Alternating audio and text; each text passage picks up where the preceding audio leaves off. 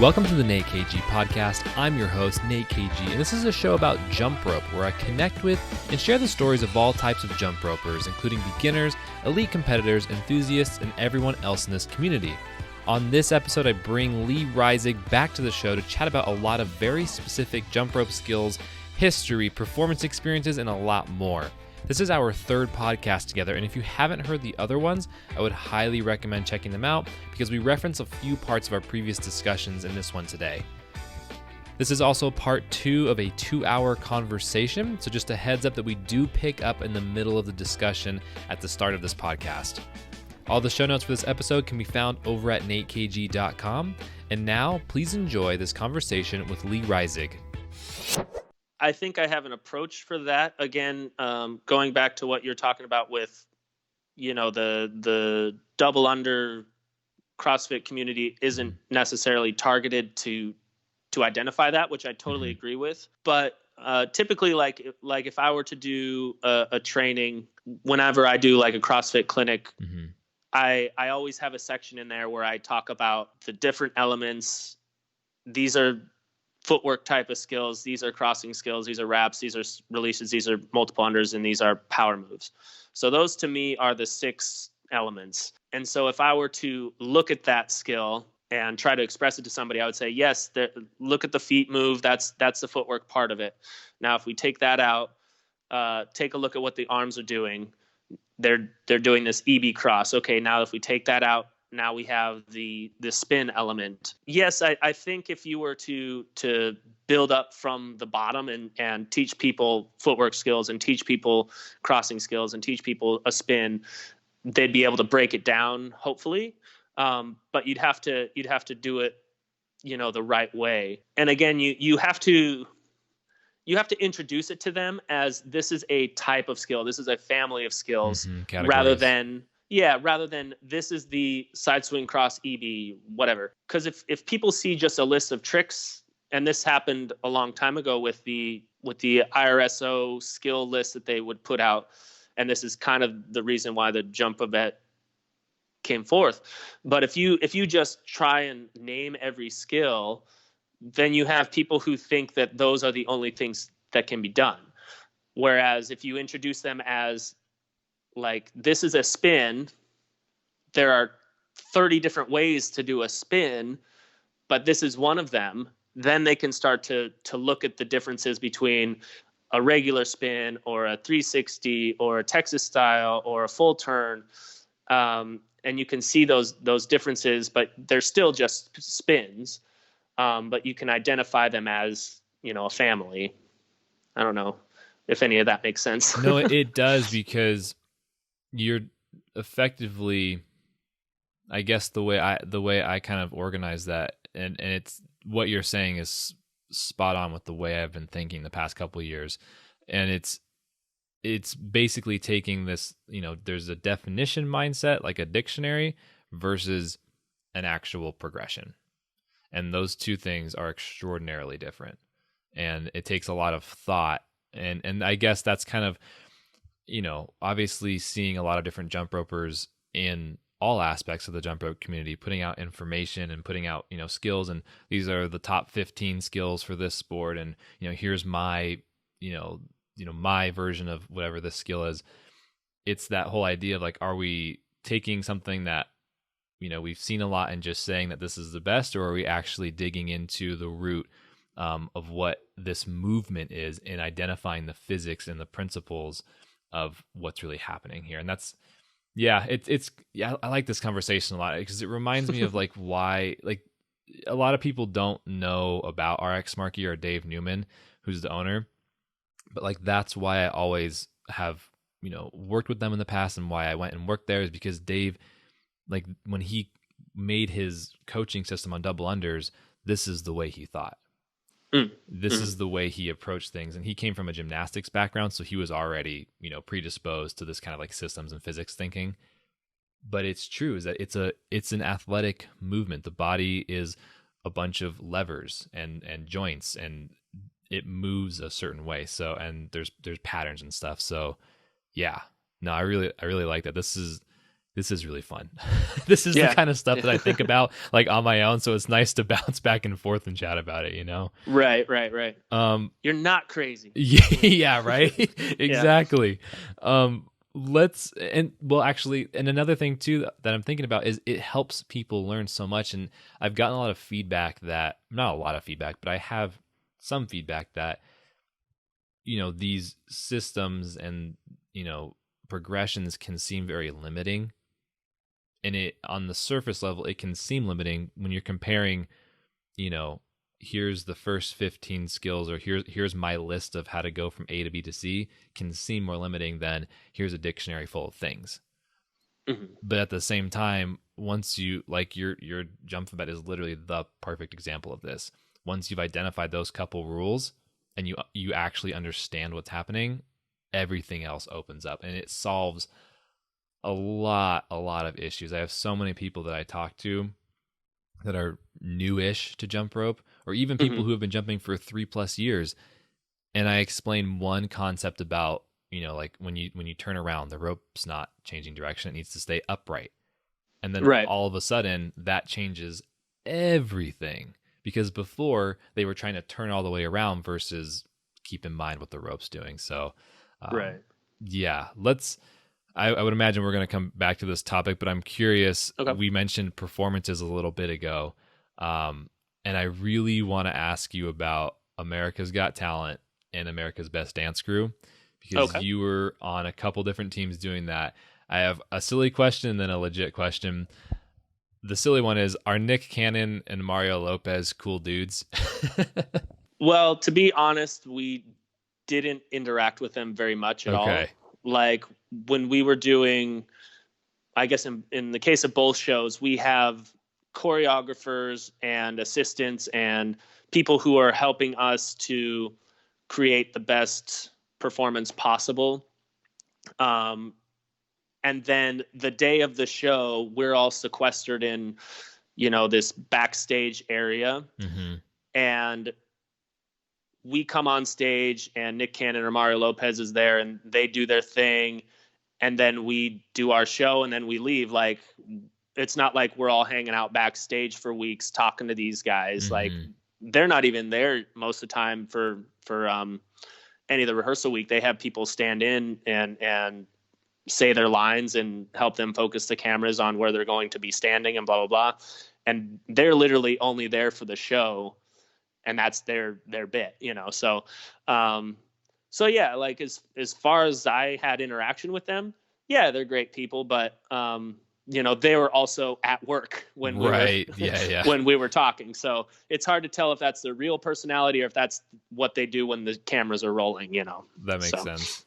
Yeah, that makes sense. But they seemed all right. So what's that experience like being on the stage when it's go time? Because that seems like a large stage.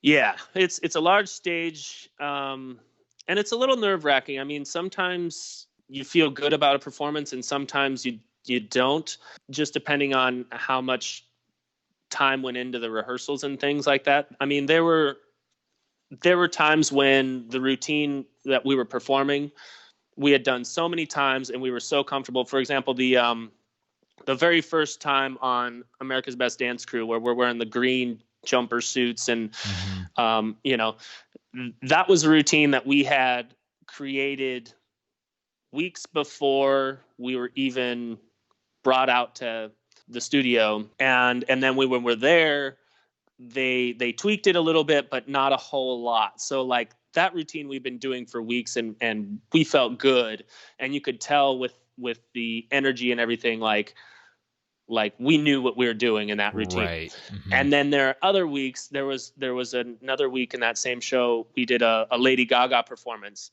and we were planning on doing this glow stick sequence for like 5 out of the 7 days that we were rehearsing.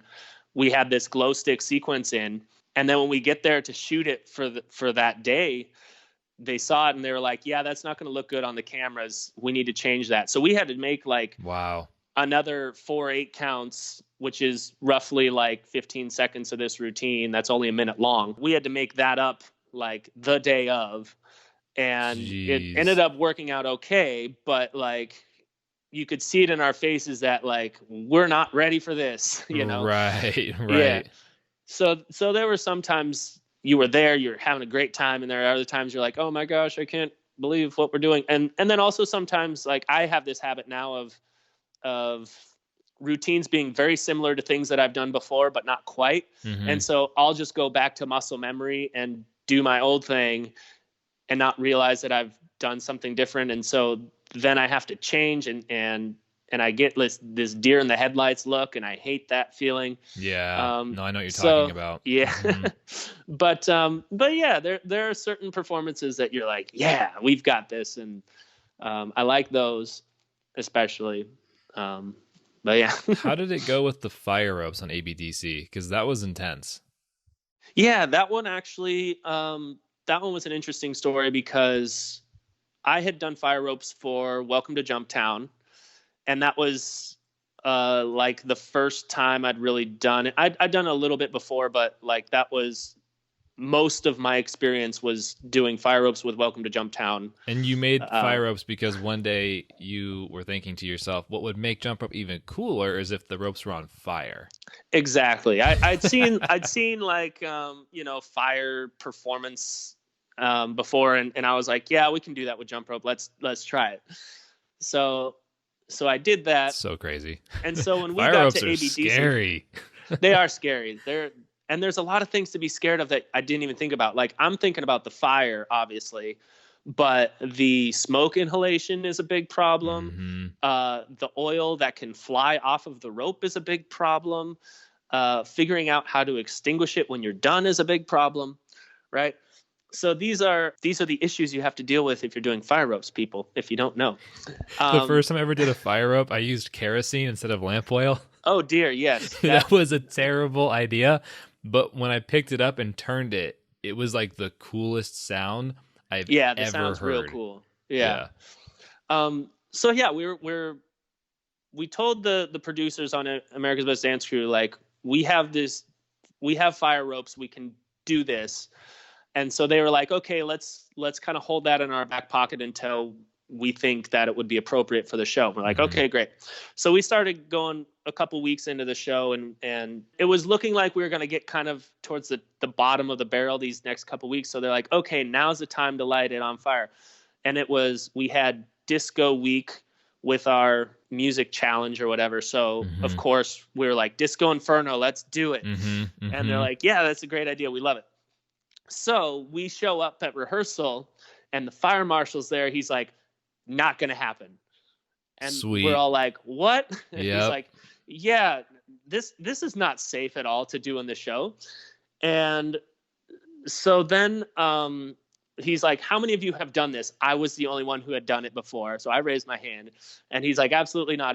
If maybe like 3 of you had done it, I would let you do a double Dutch group, Mm-hmm. but not at all. So he starts to walk away, and all the producers kind of swarm him to like sweet talk him a little bit. Right. As that's happening, we're on stage jumping, doing like doing the routine we were going to do, but without fire basically. Yeah. And he looks at us, and I think he realized at that point that we really were like professional jump ropers. We weren't just like people it's that didn't know what was going on. Yeah, I don't know why. Like every time anybody ever says, I'm a professional jumper or I'm a jump roper, they never like think that we actually mean it. Right. It's so It's weird. just hard to picture, right? Yeah. So I think he saw us, and he's just like, okay, they do know what's going on. So he's like, all right, we'll let you do it, but we have to do a full day of fire safety. We have to do other certain stipulations, and we're like, okay, great. So the next day we do the fire safety course, which is all about like making sure that we know exactly how it's going to be lit, who's lighting it, where they're going to be standing, and then how are we going to put it out. And then it was also to give those that hadn't jumped it before a little bit of exposure to that. Because even if you are a master jump roper, jumping with the ropes on fire is freaking scary Yeah. the first couple times, It right? is. So we got that underway. Then we show up to the like the blocking and dress rehearsal shows, and they have these brand new fire rope props for us, and we're like, great. and they're like, okay, one of the stipulations is we have to put these handles on it so that you don't lose your grip because of the oil or whatever. So we've got these handles for you, and they are like steel spikes essentially. What? And we're like, this is far more dangerous than the fire rope. Like, if we drop this is gonna put somebody's eye out or take their face off, you know. And so they're like, oh, okay, that's a bad idea. We're like, yeah. So they're like, okay, we'll talk to fire marshal. We'll see what else we can come up with. Maybe you should consult the jump ropers who are going to be using the tool first. Just a exactly. thought. Well, and then their next idea was to have a hand loop so that we couldn't drop the ropes. They would. So the audience is safe, obviously. Yeah. But if we got tangled up, our guy is burning up. Yeah. You're done. So we were like, that can't happen either. And they're like, all right, well, what do you think we can do? And so we were just like, if you just put like a chain on the end and like some sort of like, you know, ball or something that it doesn't fall out when we pull it, you know, we'll be fine. They're like, are you sure? We're like, yeah. Mind you, we're only doing like 20 seconds and it's all like triangle long rope. It's I was going to say, you guys ended up doing triangle, which is one of like, yeah. And it's easy to bail out of too. Yeah. Yeah. And so that, and that was the plan the whole time, was to just do this triangle because we knew it was going to be like sketch. We didn't want anything to happen, but yeah, eventually we lit it. It worked. Cause that was the other thing. The lighting process wouldn't work a lot of the time because they were trying to get the fuel right, and you have to like cure the ropes a little bit. And so sometimes when we would do the dress rehearsals, it wouldn't light properly, but fortunately for the show, it lit, everything was good. And similar story with America's Got Talent when we did fire on that show as well. The only time it worked 100% was the time it was on the show. So we were pretty fortunate with that. Pretty awesome. Yeah. Yeah. Fire ups are interesting because like when I first started using them, or I guess one of the first times, it's not been that many times, but it's hard to find an environment where you can do that. But right. As I was jumping, I noticed when it hit the ground, it would, throw out a little bit of fuel. And I was like, that's pretty cool. So I took the rope and then I slammed it on the ground and it spit out like a line of fire, like a little fireball. And I was like, that's awesome. But the thing that's not awesome that I didn't realize is they bounce. And when they bounce, they can come back up onto your wrist and then burn off most of your hair. Ooh, yeah. So that happened. Definitely burned some arm and leg and neck hair with fire ropes. What was one of the more severe, I guess, mistakes with fire ropes? One of the big ones that we didn't even think about was when we were doing it for America's Got Talent. We were on the stage and Kelsey Moe Porter was jumping with us, and she was one of the jumpers. She wasn't handling the rope. The oil had slipped off or had made a pool on the stage. Ooh. And she slipped on it as she was moving, and she wasn't doing anything difficult, but like she just butt right on the stage. And then the fire rope comes and like lands in her lap basically while she's sitting in oil. That's so yeah, that was pretty scary. I've had another one where I tried to do a jump rope inside of a single rope inside a double Dutch, and that one was a mess too. Yeah. Yeah. I can imagine how like the rope just clips the other one, and the fire ropes don't move the same way. Right. Because like you said, so it's like yours, I think, correct me if I'm wrong here, are a long handle, a couple of chain links, and then like the woven material. Correct, yeah. So yeah, when you turn them, the weight distribution is entirely different. Right. So it's like a weird mix of like a heavy 1 pound rope plus like a drag rope that like doesn't move through the air. It's so weird. And I've done experiments where I've tried doing a different idea. Like I've braided the woven material to make it more bulky and a little heavier. That is pretty incredible too. It's a very heavy rope, but it's a lot of fun to move around. It's just scary because it'll take your legs out and then burn them up, so. Well, at the same time, that's like a double win. Yeah. So they're always a good time. And I'm still trying to figure out what the best course of action is. And the problem, of course, is you really can't experiment with them too much because, the cops will come get you. But right. Yeah, actually, one of the one of the last times I did fire ropes was when I was in college in Santa Barbara, and there's like this our campus, like the majority of the campus was like the coast on the beach, and there Mhm. was these bluffs or these cliffs. There's a huge area that was completely open and just dirt with a couple of like weeds here and there. And like Mhm. looking back on this, probably it wasn't the best idea. But I went up with a couple of my teammates, and Zev was there too. Totally Uh-huh. throwing him under the bus here, because he lived in Santa Barbara for a while, and Right. so we all went up to the bluff and found this like open area and lit the jump ropes on fire and jumped there, and it was cool and it was fun. And then I realized this is probably one of the worst places to do this ever, is like college campus bluff. Although the beach was there, so like we had that Right. going for Right. us, which was that was the qualifying part in my mind. Okay, so given you've done like, I mean, it's just crazy how many things you've done with jump rope over the years. Do you have more goals moving forward? I know that's kind of might be a strangely worded question, but like, you've done so much. What comes next? So my big thing right now is focusing on really pushing jump rope as an art form, as an act, as a show kind of thing. Because when you're a circus performer and you say you do jump rope, you're suddenly in this niche, right?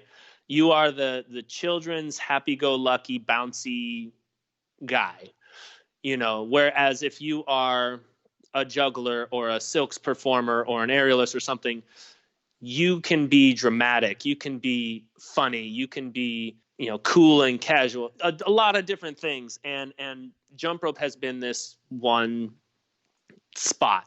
I'll give you an example. The circus contract that I was doing recently and I did last year was, so it's Cirque du Soleil at Sea. We're doing two shows. One is called SEMA and one is called Viralia. And SEMA is the one where we do the jump rope act. That is your very typical fun-loving, happy-go-lucky performance. When we were making the other one, it's called Viralia, and I was supposed to be the understudy for the bad guy in that show. There's a villain in the show, and I was the backup villain. And he does a cube spinning act, right? It's got this really cool technotron feel, and the bad guy's like all covered in crystals, and he's like this ritzy looking. He's got this tux that's purple, and it's a pretty cool That's outfit really and cool and sounding. look, Yeah. right? But when they're making the show, they're like, okay, well, when you do the backup, we won't have you do an act. We'll just have you do the story elements throughout the show, and then we have there's another artist who's one of his jobs is to be the backup act if anybody gets sick, right? And so they just plug him in. No matter which act is sick, they plug him in. But then as they were rehearsing, they're like, well, there's actually quite a lot of story that happens during the bad guy's act. So we're going to have to try and figure out what to do there. And I said, well, I can do a jump rope act there if you want as a solo. And they're like, well, we'll talk to Montreal. We'll see what they think. And they responded, they're like, yeah, we're not sure because we think that the jump rope doesn't really fit that character very well. And I said, I'll show you something, and I'll give me a week, give me the music, I'll come up with something, and we'll see what happens, right?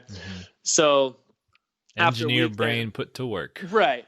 After about a week, they filmed me doing this act, and they're like, okay, well, we'll send it off to the creative team and see if that's doable. Well, now there's a jump rope solo as a backup in that act because they liked it so much. Right. And I have an LED jump rope which I brought with me, and I was like, this is perfect for this show because the whole scene is like lasers and Tron, and like it looks very video game like. So I was like, we're gonna use this LED rope, and I'm not gonna be the happy-go-lucky guy. I'm gonna be more villainy and make it look more martial artsy.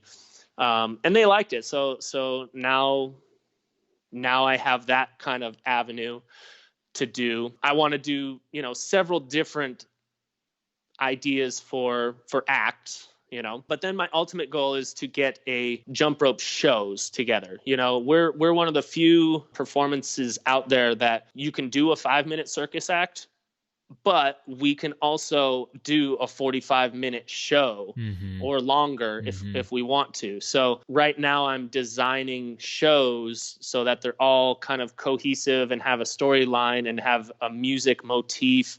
I have one that we were going to debut about a month ago, but since the coronavirus hit, we Right. aren't able to do that. But it's a really fun show. I don't want to say too much about it before we unveil it, but it's a 45-minute show, and it's not just look at us do cool jump rope tricks. It's got a storyline, and it's got a whole motif and a character arc, and it's a lot of fun. And so that's kind of where I'm going with now. Is I'm tired of doing shows that are just look at the cool tricks we can do, because you can only hold the audience's attention for so long that way. Okay, I have two follow-up questions to that. One, what is it that you do in the performance that distinguishes a bad guy versus a good guy? Like what are the skills that change the way the audience sees it? I mean, obviously, like you said, there's a light show, so music and lights are going to have play a huge part in that. But what is it that you're doing that makes it come off differently? So a lot of it is just like demeanor and facial expression as well. Like when we do our duo jump rope act, we're supposed to be these islanders, and everything is very hip, happy and bouncy and fun. And it's kind of a typical jump rope party show looking thing. When I do this other one, it's more about, I do a lot more swinging, a lot less jumping. I do things, it's a little bit more stylistic differences in how I do the sequences. Mostly it's has to do with more swinging and rapping, and there's a poi section in there too, where I hold the middle of the rope and kind of do some martial arts looking stuff. Where the handles are swinging around rather than jumping it like normal. Yeah. And it's just it's a little more of this cocky attitude rather than come on, join the party. It's like, I'm a badass, look at me kind of thing. Yeah. Okay. And there's some fun character moments in there too, which really help, which is something that we don't often do with jump rope. Like a lot of times we go out, we do our fastest tricks possible, and then we leave, but there's some, like, it's a 5-minute act, and probably a solid 1 minute of it is just like introducing the character and interacting with the other characters on stage. Mm-hmm. And that really helps build the mood in the thing. So how do you, this is something that I've kind of, I wouldn't say struggle, but something that I've thought about a lot is, how do you balance, like you said, not just having people view it as, oh, here's some jump ropers doing a bunch of tricks and looking flashy, but how do you balance being an act, but also being respected as a talent and a sport and as something more than just this, like, and I haven't been in this context, but I would imagine some people might come away viewing a list of tricks as just something kind of just like a little list of tricks, like how do you bridge that gap between act and sport and really the depth of what you can do with a jump rope versus just those lists of tricks? I think it all boils down to character. And if I were to come out and do the solo Cirque du Soleil act that we've got going on, right? Mm-hmm. If I were to come out in the middle of a basketball halftime and just do the exact same routine, wearing shorts and a t-shirt and doing it to today's pop music, that would look completely different than what it is now. Mm-hmm. And so I think if a lot of times when jumpers perform, you have to appreciate, or you have to think about the venue, and you have to think about the audience. Mm-hmm. There are people who really appreciate the jump rope acts that I do, and they think, oh my gosh, that's the greatest thing I've ever seen. And to be honest, they're not the most difficult jump rope tricks in the world, right? Because you have to hit these shows like 100% of the time. So you dumb it down so that you can hit it in But what the audience understands is you caught that rope right on the music and it was Right. so cool, Mm-hmm. or you point your toes when you do your TJs and that's so cool, or Mm-hmm. those are the things that the audience appreciates rather than a jump rope savvy someone who's trying to look at it technically. And so I think you've got to really understand who you're performing for, and also break down. Another thing that helped me is when I was watching other circus performers, I would watch what they would do on stage compared to what they can do backstage. And so um, the things that I was blown away with watching these other acts are very simple for some of these people, right? I mean, they're not to put down their talent; they're amazing at what they do, but they're probably performing at 70% of what they're capable of Right. doing. The same You know, way you are with your yeah, skills. Yeah. and that's kind of what you have to do if you're going to be in this realm. But the things that I really loved about their performances are, when they hit this look at this right moment in the music, or their character choices when they, if they have a like this, it's hard to describe, but this guy in the show that we're doing, he does this one trick that all he does is literally is like he just moves his head very slightly, but it's at the right moment with the music, and it just looks so cool. And it's one of my favorite things he does, but it has zero technical difficulty. Like, he's not even doing a trick or a stunt with it. It's just boom, boom, Right. when that little hit happens. And so you just got to break apart those little moments, and those things add so much to a performance rather than doing another backflip or another TJ. Think about those subtle things that an audience member can pick up on, and really sell it. Have you ever felt super frustrated while jumping in any context? Yeah. All the time. The biggest one is like if you come out right off the gate with a mistake or something, or especially if it's not your fault. Like, there are times when we'll be doing a performance for a TV show and our music will fade in, and so we don't hear the first like 8 counts of the song, and we have no idea where we are in the music. Oh my gosh. And so the whole thing is just like, I have to find out where I am. And that's when I'm jumping, I just want to start over. And I get that a lot. These are all the things that you would have no idea about, just watching the performance. That legitimately sounds infuriating. Oh, yeah. And it's actually out there. There's a couple of clips that we have on YouTube where if you know what to look for, you can see, they're not together. Well, that's because we couldn't hear the beginning of the music. And do you think that people pick that up when they watch you, like judges and stuff, like on America's Got Talent or wherever you are? Do you think they actually pick up on that, or do you think that it's largely overlooked? Well, the nice thing about it is typically those shows are really good about, are you in place? Okay, we're going to go in 5, 4, 3, 2, 1, music goes, kind of thing.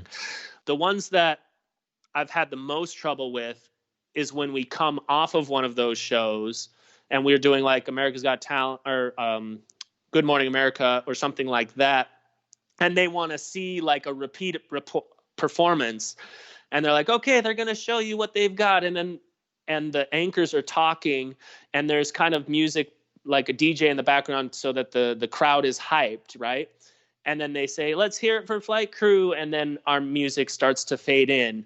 That's usually where those kind of things happen. Okay. So I've been really good about trying to edit, especially if it's a musical intro, edit words into the musical intro so that I know exactly where we are. That's smart. And we've had it happen a couple of times on our Disney cruise contract as well, where just because like we're always trying to change the show and tweak it a little bit better. So we've been putting video content behind us while we're doing our performances. And because of the way that the video works versus the audio, they aren't able to just stop and start it. They have to fade it in, and we weren't aware of that when we did it. And so those are the kinds of things that happen whenever you change something just a little bit. you wouldn't think that putting audio with video is going to make a big difference, but it does. if it's not the right person, then a lot of things go wrong. So those are the tech issues that really frustrate me, but I do love jumping still. So I still love it. Yeah. So you said that, you guys are always revising. If we think back to the last podcast and like a lot of the skills we've talked about, there's this consistent thread with you, and I think with many other jumpers as well, of always wanting to get better. And of course, once you've and I'm curious about that, because like you say of course, and it's so normal, but like why do you think that is? Like, is that naturally how you are? Does jump rope? I think jump rope might lend itself towards progress. What are your thoughts on that? Well, I think jump rope does lend itself to progress, just because no matter what you're doing, you can always do an extra under, or something. There's always that unobtainable something out there, which I really appreciate about the sport, because I've been doing it 28 years and I still have things that I can't do and I'm still trying to do. Let's just go ahead and replay that a second in everyone's mind. It's been 28 years and there are still things you're working on. It never ends. And that's literally the fun of it. Yeah. Yeah, exactly. I did come across it when I was probably when it was like 2005, 2006, somewhere in those years. I remember having conversations with Europeans, and it would frustrate me because they were very much against progress, because the way that the scoring system was, like, they had already, quote, maxed out. And so like if you're doing a TJ quad, which at the time was like getting the highest score difficulty wise, they would say, well, what's the point in me doing anything more than that, because I'm still going to get the same score? And that to me was a very frustrating conversation to have, because in my head, I'm like, well, if you can add across, do it and just show everybody how good you are. That has since changed, where I think a lot of the thanks goes to the modification of the rules, and now that they've stopped, they don't stop at level 5 anymore. They've got like level 6, 7, 8 or whatever. And people are now constantly coming up with new skills. They're like, oh, this is a level 8 because of this. And so now they're building those skills now, and they're increasing the difficulty all the time, which is good to see. But yeah, I think jump rope in general is just always going to be, look what else I can do with it. Yeah, I guess I said on the podcast before that you always have something to be proud of that you've accomplished, but there's always that next thing to chase, And it's interesting to me that there are very, very, very few jumpers, if any, that I think I've ever encountered that pick up the rope and then don't try something new every time they jump, or most times they jump, Right. Have you ever, I guess, well, we talked about being frustrated. I'm curious if you have any skills that, like, either skills or, experience events where everything just clicked, whether that's, like I said, like a performance, or if there was a skill specifically that you worked on for so long that just clicked and it sticks out in memory. Are there any of those? And you can do one of those, you can do all those, right. Whatever pops into memory. Nothing comes to mind about things just clicking all of a sudden. Mm-hmm. I guess maybe most recently when I was working on some of the leg wrap stuff, I've been really trying to drill it more or less so that I can do right side and left side and forward and backward, really easily. And I wasn't able to do it on my left side so well, and I was trying to figure out why. And the big reason was because, like, the rope is wrapping on my leg. So I need to keep it out to the side of me longer, because it's essentially my new arm. And so that was a thing that I was like, okay, that has helped me. That was the most recent situation, but I haven't had really any like groundbreaking aha moments for a long time. Have you ever stepped away from a skill for a large period of time and come back to it and it just worked? I wouldn't say that necessarily. I mean, I probably have, and I just don't remember. The ones that do stick with me, though, are the ones where, like, I would get a trick for the first time and be like, yes, I finally got that. But then I wouldn't be able to do it again for a number of years. And So that, what would an example of that be? Because I know that feeling. It's yeah, so the frustrating. first one was a kamikaze when I first learned how to do that. And I learned it in camp in 95 or something. And this guy was teaching me how to do it. And I think I had a little bit of like a peer pressure moment where he was showing me trick after trick and I was hitting him. And he's like, have you ever done a kamikaze? I'm like, I haven't yet. He's like, well, try it. Let's see what we can do. And I hit it and I was just like, yeah. And so I thought, yes, I've done it. My career can end because I have a kamikaze. And then I went back to practice and I couldn't do it. And then I tried and couldn't do it. And then it took me at least another year before I was hitting it consistently. So sometimes that happens, people. Don't worry about it. That happened to me with the Sunny D. I was at nationals and I hit a Sunny D for the first time. And like, I think it was just because you're so jacked on adrenaline and there's so much going on, you know? And I went back to the gym like a couple days later and couldn't hit it. And I stayed in the gym for 2 hours and I literally, I counted it. I did like 102 tries, one after the other. Obviously my calves were like lit up from all the whips, you know, but yeah, that's it's funny that happens with jump rope in a lot of different respects, but I've heard so many people articulate that idea to me, like they left a skill alone for a while and came back and it was just like, oh, and now I have it. Yeah Well, and like I said, I'm sure it's happened, but I can't remember. But I have, when I've been teaching people, a lot of times that will happen to them where they'll walk away for a couple of days and then come back and just do it perfectly. It's like, okay, well, that's all you needed. The new coaching tip is to just not do it and not try. Right. So after all this time, if the old you could see the new you, right? Old version of you, and you can kind of pick what that time period You is. mean the young version of me, right? Yeah. Okay. The young version of you sees this new version of you. You know, what do you think they would say? I think that they would be satisfied that I'm still jumping or happy about it. Because that's one of the things I've always wanted to do.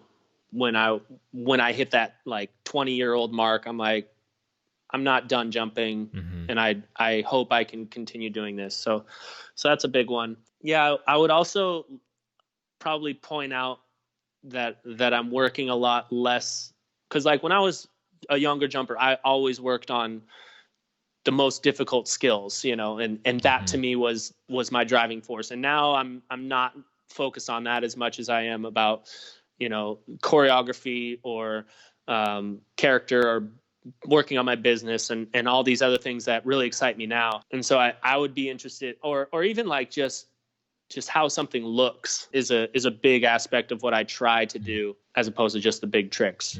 You don't always have to be pushing harder, more difficult. You can also refine or get more technical or explore these different options. Right. It's funny you say that, because I never really thought about it, but I haven't really had as much fun doing the new skills the past couple of years, just because like there's other things going on, and so it just kind of hurts your body more. Right.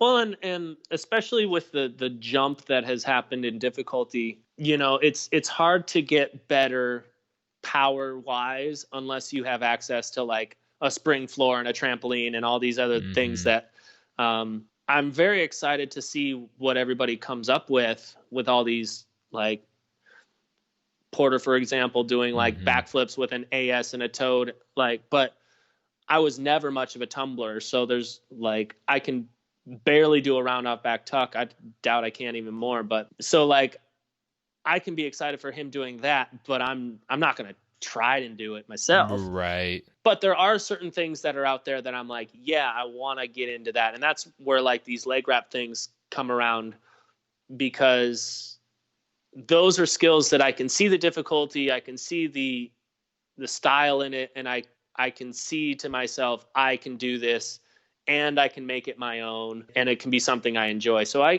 you can get better technically as well as physically. And so I've been aiming more for the technical, but one of the big things I've been working on is just trying to get my double under frogs with my feet together, so that's that's hard.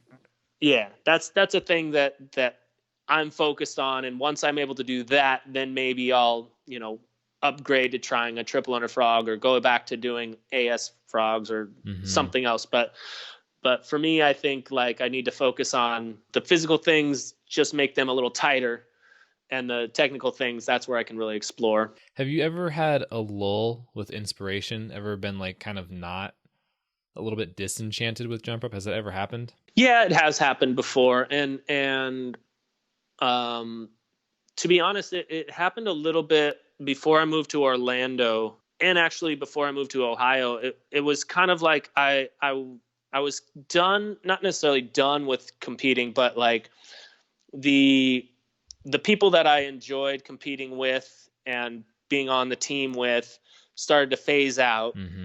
And I was getting new teammates that, not that they're bad people or anything, but like I wasn't as excited to compete with them. Yeah, and it's different. Yeah. And as well, like the competition pool, like the people that I was used to going head to head against were leaving. And so I was kind of like, well, what do I do now? So that was sort of a weird time. But then, I figured out flight crew, and that was still a little bit weird, but now that I have more of an idea of how I want to go with it, it's more inspiring. Yeah, so like I think I get uninspired when I don't know what to do, what to go for. There's no goal. Yeah, and so I think at least now I've got myself busy with a bunch of projects, but I think the important thing is to just try and find a project, whether it's something that you can do in a couple of months or it's something that'll take a couple of years, but just like figure out what you want to do with jump rope and go in that direction. And that'll help tremendously. Yeah, that makes a lot of sense, because I think, specifically kind of thinking of the competitive community, we grow up in the sport knowing competition, and at a certain point life doesn't really lend itself to a competitive daily structure anymore. Doing 2 to 4 hours of practice most days a week becomes so much more difficult because of a lot of reasons. But that's a really good point, that like there's always a different avenue to explore with jump rope, especially now that I think it's much more realistic to enter into with a in the fitness regard. It's not as insanely mainstream at this second, but I have a feeling it will become a lot more popular in the future. Yeah, I can see that going on as well. You'll see a lot more people who are picking up jump rope later in their life and realizing, oh, this is super cool. And I love that community, because how often in the jump rope community do we get to teach beginners who can also like speak to you? A lot of times we're teaching beginners at their age 7 and are worried about, he's pulling my hair, he's in my spot, this is my rope. Very true. And I love just having an educated conversation with people, even though they have no idea how to jump rope. It's like, you got to put your arms on this side of your body. Okay, I can see that, Yeah, and it's cool. Like like you're saying, it's a different kind of coaching, but a lot of adults that pick it up really, really learn a lot of these skills quickly, and it's super exciting. Back to Dee and her fitness, or what does she call it? Dee's jump rope journey. Yeah, Dee's jump rope. Yeah, like, Deanna. She's doing some incredible skills for somebody who like picked it up relatively recently. Like not as a 10-year-old in the competitive scene. Right. But like just to see her within like a year or two doing, first of all, tricks I've never seen done before. That JK was crazy. Yeah, that was insane. That threw me for a loop like the first like 20 times I watched it. And then she's got like mixed skills. She's got TS skills that I've never done just because I don't have the flexibility, but like she's able to do all these things, and it's pretty remarkable. Kind of makes me a little jealous that like I wish that I could go back in time and again have the path that I was talking about earlier, like the path laid out for me, and just see how quickly I could move through it as an 8-year-old, as opposed to like these skills aren't invented yet, or these skills haven't been taught the right way. And it'd be interesting to see. I see. Like if you had your jump bit available and you could see this little system of how all of these are capable, you would have been. It's funny you say that, because a lot of skills in jump rope, the second someone, and this is actually, I think, a thing in sports in general, any kind of activity, the second somebody hits a new benchmark, everybody hits it. Right. Because 130 seconds was unheard of, and then it happened. What was it, like 5 years ago or something? And now, if you're not hitting 130 seconds, you're not even on the top 10. Yeah, that's honestly, as somebody who likes to train or does like to train speed, sometimes I get in like my grooves of it. It's kind of disappointing to see that number keep going up, right? Because I'm not consistent enough to keep up with it. Right. That's when you gotta just be happy with your own score, I tried hard, and that's gotta count for something. Yeah. Right. But yeah, like the benchmarks keep going higher. I think we talked about last time when the MIC wasn't even around for a while, but now that it is a thing, like everybody that starts jumping rope, like they'll have a MIC within a year, and you'll see 5 of them in their routine, when back in the day it wasn't even possible. What's funny with the MIC too? Like I've been in a lot of different situations coaching the MIC to adults who are picking up jump rope, for the first time, people who have jumped for like less than a year. And I personally used to think that the MIC was a relatively difficult skill to learn.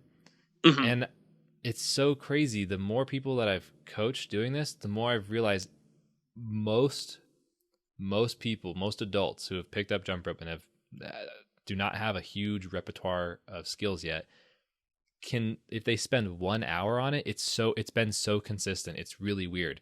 50 minutes to 60 minutes working with them, they will get it. And I don't know why that is, but I think it's been at least 10 people I've worked with on that have done that within 1 hour. I mean, they're not, just sitting there. They're working it for the full hour. But right. For whatever reason, I think it's like a certain amount of reps. Once they've done those amount of reps, it just clicks. And, it's not like pretty. They don't have it like flawlessly, but they get it. Right. And then they keep jumping. So it's really cool. That is cool.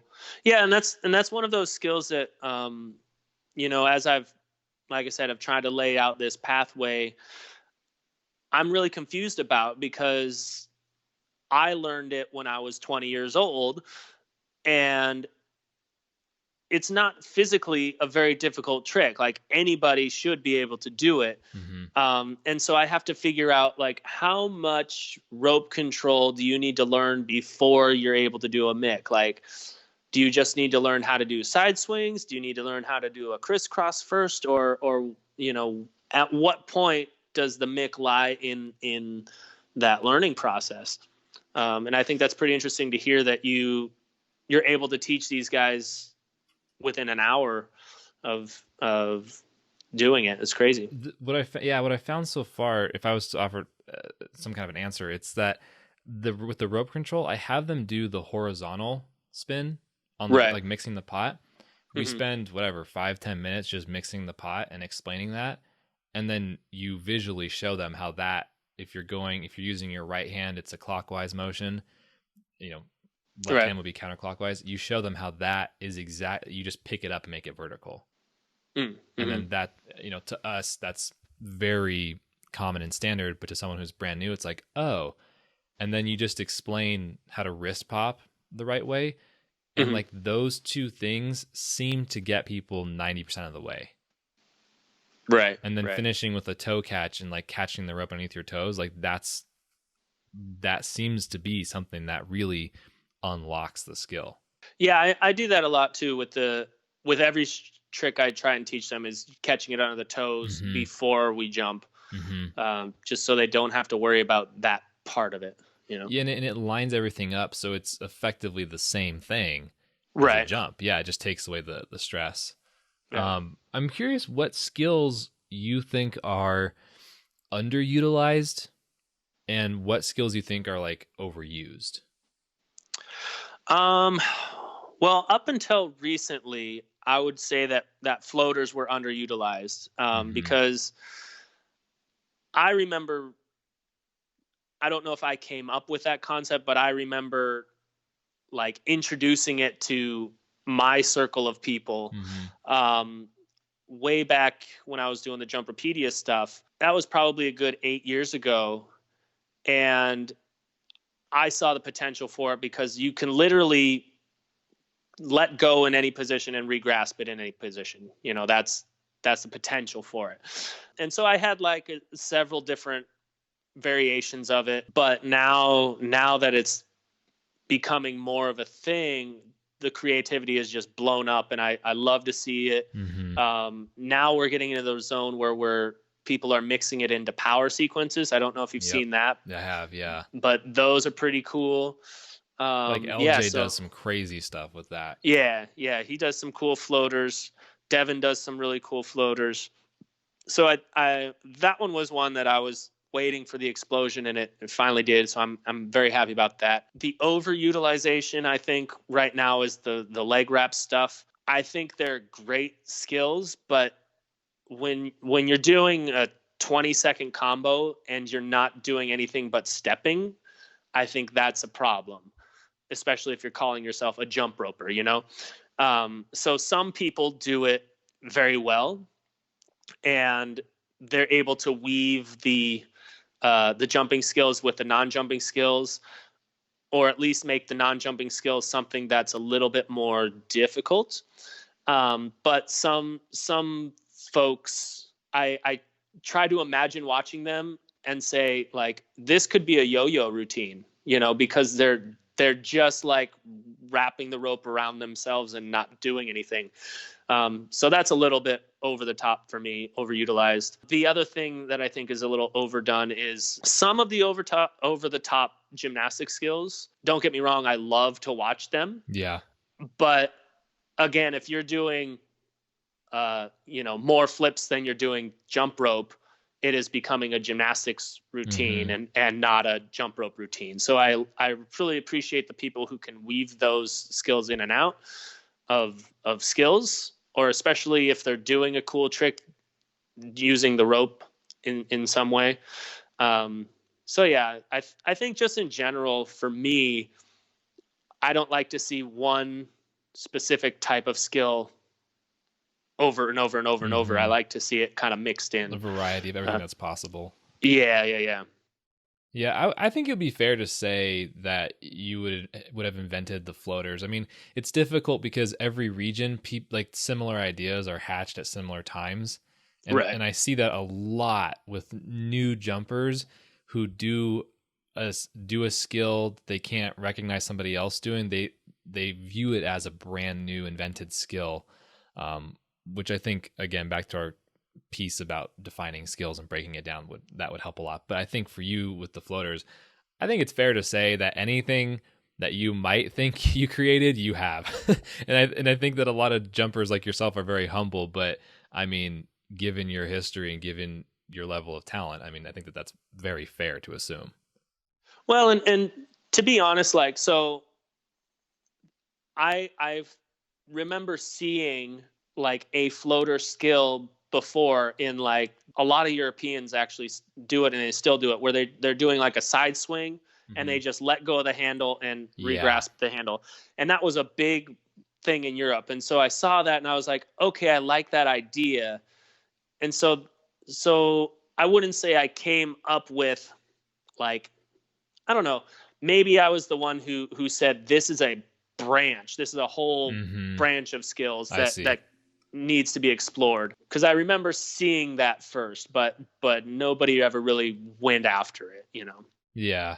Well, we've talked for almost 2 hours now. This has this has been really good. I mean, when we first talked, this is why I said like there are so many more things to discuss with you, and I had a feeling today we were gonna jam out pretty good. So, and we have. I do like it. Yeah, this has been really good. Is there anything else that you want to cover or touch, or any lingering thoughts that you want to go over before we kind of close this out? No, nothing from today. I'm one of those people who really likes to give my opinion on what people want to hear my opinion on. Mm-hmm. So yeah. I don't want to over talk, and because I feel like that makes me seem pretty cocky, but I also like I've talked to people a number of times who are like, "Oh man, I wish I had your opinion on this, or this," and so I love just answering questions and um, giving my opinion on what people think, because a lot of times I have opinions and I have thoughts and ideas that I don't really express just because I feel like nobody wants to hear it, but if I hear people want to hear it, then I'm all before it. From my perspective, personally, I think it would be very worthwhile to just document those things and put them out in some regard, whether that's YouTube, Facebook, Instagram, whatever it is. I think it'd be very, very interesting, very cool for you to do that. And in the past, when I've thought about doing that, I would imagine this might potentially be shared by you too, which is why I'm sharing this. I get really caught up on like, is this the exact right thing to say? Is somebody going to take this the wrong way? Am I going to change my mind later? And I've always found that if I just say, here's a thought I'm having today and it might change, and I qualify the things I say with that, it makes it a lot easier for me to put it out and for people to understand that it's like, hey, this is the thing that I'm thinking about, So from my perspective, it would be really awesome to hear more of the things from Lee's brain, because you have such a huge knowledge and an interesting perspective on all the skills. But you said that you have had you've had people say to you, I really appreciate this opinion, or I'm glad you told me that. Do you remember what any of those things might have been, if we haven't already covered them? If not, I know that could be weird to search the brain for, but right. Yeah, no, I mean, a lot of it has to do with the teaching methods and stuff that I have. I remember one of my teammates, Jeremy Lindstrom, he always would say, I wish that I could just go to a workshop and watch people teach skills, because I don't need to learn how to do the skills anymore, but I would love to learn how this person teaches it, how this person teaches it. And I think that's a very powerful thing, because every workshop I've done, I teach the same skills in the same exact way that I always have, and it would be great to just be a fly on the wall and kind of see how people teach other things, because that's what I'm more interested in now, is not the skills themselves, but the skill of teaching this skill, being a coach. It's funny you say that. I have for a very long time really thought about, like really seriously thought about the idea of putting together a training system, the same way NASM has created their personal training system, the same way CrossFit has created their trainers. I've very much thought about doing that. And the more I talk about this with you, the more I talk about this with other jumpers from different backgrounds, the more I've had practice with doing this at RX, the more I think about really sinking into that kind of a project. But that is TBD. Although you mentioned Jeremy, I have a funny story that I want to share with you. I think you might get a kick out of it. And also, I have a question about it too. Jeremy stayed with me way back in my early days of jumping, when I had a team in my hometown, and he did the standard, fly a jumper out to the team, work with the team for whatever, a day or a weekend or whatever it was. And while he was here, I asked him about effectively a mick coming up from a push-up. And like, it was something that I hadn't seen other jumpers do before, but at the same time, like I told you, I'd never been to a camp or like a large workshop besides, I think my first workshop was like a 2007 Santa Monica one or something. I don't know. I always get the year wrong, but there was a Santa Monica workshop that was huge. And I think you taught me wheel at it. But I digress. The point is, there was this skill where it was a mick, and I think it was a double mick up from a push-up. And I saw Jeremy like a year after that had happened at a different workshop. And he told me that it had really, a lot of people had kind of adopted that skill. And I'm wondering if you remember ever seeing that skill, because after I had spoken with Jeremy about it a few years down the line, I saw people like Stuart, Dylan, Adam, a couple of really talented jumpers start doing that up from a push-up, from a handstand, and kind of incorporating it that way. Mm-hmm. I believe that Jeremy was one of the first people I'd seen do that skill. So I don't know if it was from your prompt. I mean, I'm sure it was if he did it, or if he saw somebody else do it and he's like, oh yeah, we've messed around with that once. But as far as I know, I think he was the first one I saw doing that. That's cool. And again, in true jump rope fashion, once you go to a workshop and show that, it's going to spread like crazy. Right. And that's another one of those cases of a skill that, I mean, it's pretty darn difficult, but it's not like 1 in a million difficulty kind of thing. Yeah. It's not like a double backflip. Yeah. And so people all over the world are going to see that and go, oh, I can do that. And then suddenly, bam, it's the new standard. Mm-hmm. And he actually just, we were doing a trick battle on our flight crew Instagram, and I saw that. He threw that in there, and I was like, it's that trick. So I didn't see him do that. He did the mick up from a push up. Yeah. I don't know if it ended up on the page, because we did the battle in the story, but like some of the highlights were what made it to the page. So I don't know if it made it on the actual highlight, but I think it was in the story. But he still threw it. That's cool. Yeah, he still got it. That's what's up. All right, so we have officially crossed the 2-hour mark. I think now is probably a good time to wrap this up. Lee, seriously, man, like, thank you again for taking the time and taking a lot of time out of your day to chat with me about this, because this has been no problem. Seriously fun, man. And it's really cool hearing a lot of the backstory on a lot of the things that I've seen over the years. Yeah, and that's one of the things that I really love sharing, because with everything that I do or any jumper does, there's so many stories that go along with it that's the fun part. Mm-hmm. I mean, I personally think it'd be really sweet if you just put a camera up and started talking about these things and revitalize the rope show or something, because I think you would add a lot to the culture by sharing those things.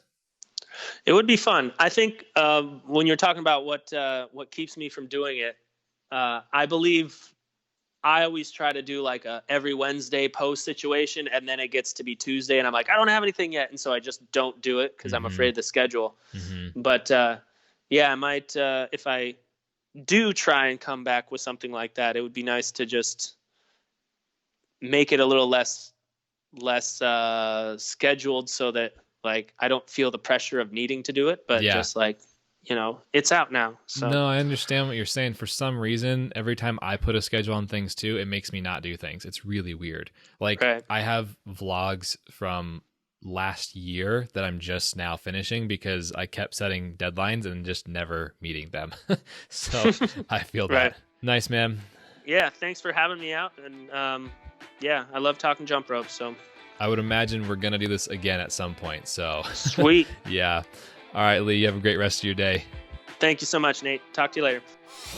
Hey, before you go, I just wanted to say one last thing. One of my main goals for this podcast is to share the stories, of other jumpers and provide a full picture about everything that's possible with the jump rope. The more people that hear this, the better. And it would really help me out if you sent this podcast to somebody you know, whether in real life or digitally on Instagram, Facebook, whatever platform you use. It would mean the world to me.